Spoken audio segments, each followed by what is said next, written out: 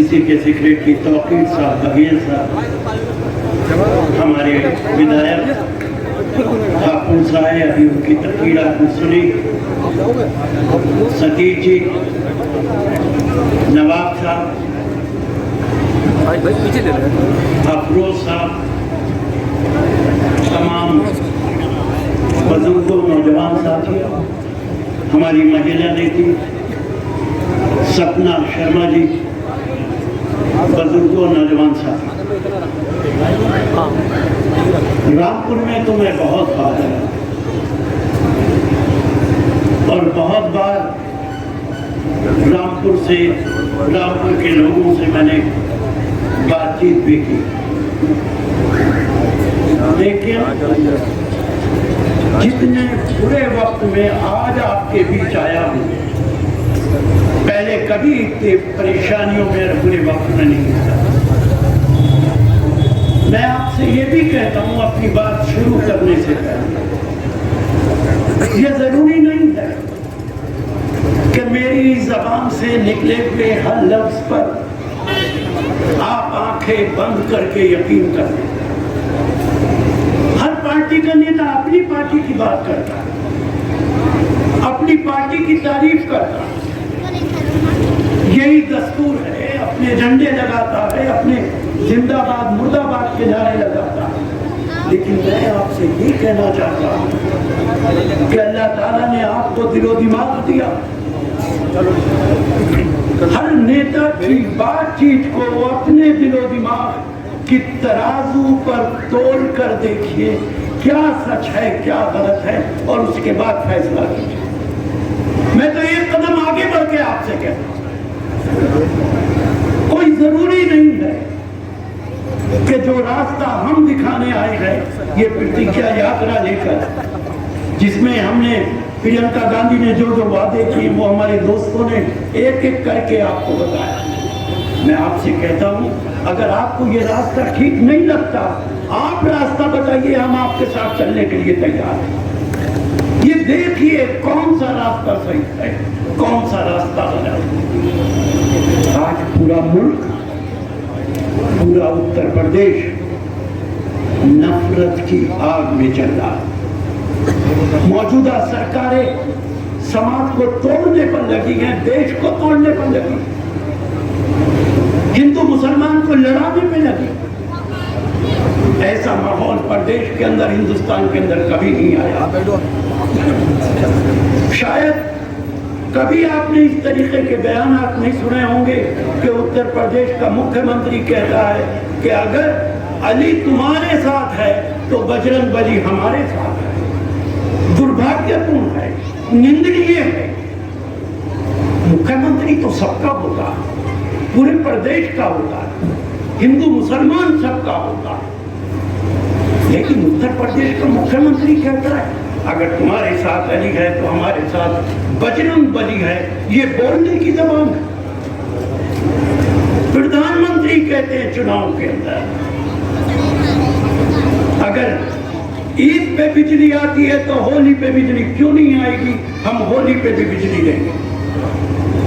किसने मना किया कि आप होली पे बिजली मत दीजिए? किसने मना किया है कि दिवाली पे बिजली मत दीजिए? आप होली पे भी दीजिए, दिवाली पे भी दीजिए, और बिजली जाती ये क्यों है? 24 घंटे बिजली दीजिए। आगे कहते हैं कि अगर हर जगह कब्रिस्तान है तो मैं हर जगह शमशान घाट बनाऊंगा। योगी कुछ और बोलते हैं, प्रधानमंत्री कुछ और बोलते हैं। छोटे मियाँ तो छोटे मियाँ, बड़े मियाँ सुभान अल्लाह। मुख्यमंत्री भी ये जुबान बोलेगा और देश का प्रधानमंत्री भी ये बोलेगा, कोई वादा पूरा नहीं करेंगे।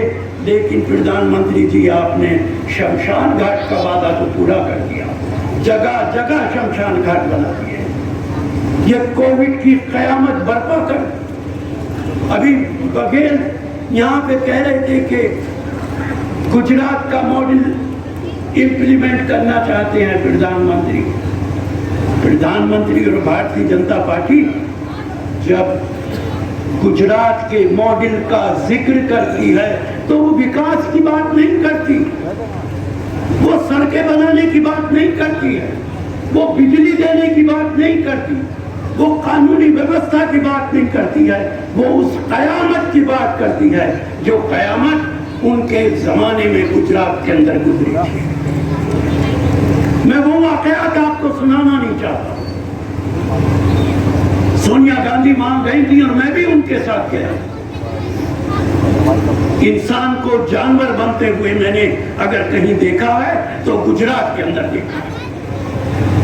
मैंने हैवानियत कहीं देखी है तो अहमदाबाद के अंदर देखी है।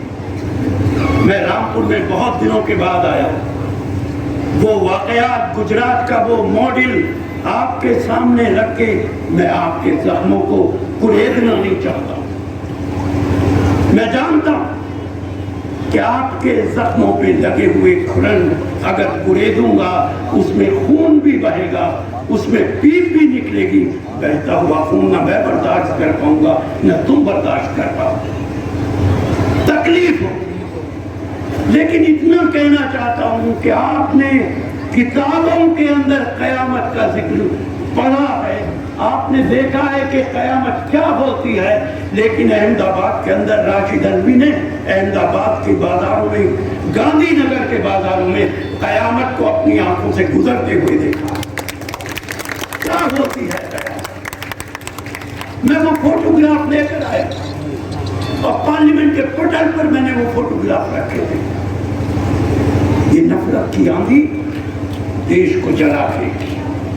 कुछ लोग खुश होते हैं इस बात पे कि इनके खिलाफ नफरत है, कुछ खुश होते हैं इस बात पे कि इनके खिलाफ नफरत है। उसके कत्ल पे मैं भी चुप था, मेरा नंबर अब आया है। उसके कत्ल पे मैं भी चुप था, मेरा नंबर अब आया है। मेरे कत्ल पे तू भी चुप है, अगला नंबर तेरा है। आग लगेगी बचोगे नहीं, सबको झुलसा देगी जब सबको मार देगी। और ये भारतीय जनता पार्टी के नेता न देश के हिंदुओं के हैं न देश के मुसलमानों के हैं। गाय के नाम पर लोगों को मारा जाता है, सड़कों पे चलते हुए लोगों को, गरीब आदमी को आंखों में आंसू आ जाते हैं। सोचने से कासिर हूं कि इन लोगों के सीने में धड़कने वाला दिल गोश्त का है कि पत्थर का है। केंद्रीय मंत्री जा जाकर मालाएं पहनाते। लेकिन मैं बीजेपी के नेताओं से पूछना चाहता हूं, नॉर्थ इंडिया के अंदर, उत्तर प्रदेश, मध्य प्रदेश, राजस्थान के अंदर गाय के बदले में तुम लोगों को मारते हो। गोवा के अंदर भारतीय जनता पार्टी की सरकार है, रोज गाय का गोश्त बिकता। भारतीय जनता पार्टी के वहां के मुख्यमंत्री अब दुनिया में नहीं रहे। उन्होंने बयान दिया कि अगर गोवा के अंदर गाय के गोश्त की कमी पड़ेगी तो मैं कर्नाटक से लेकर आऊंगा। नॉर्थ ईस्ट के अंदर गाय का गोश्त बिकता है, भारतीय जनता पार्टी की सरकार।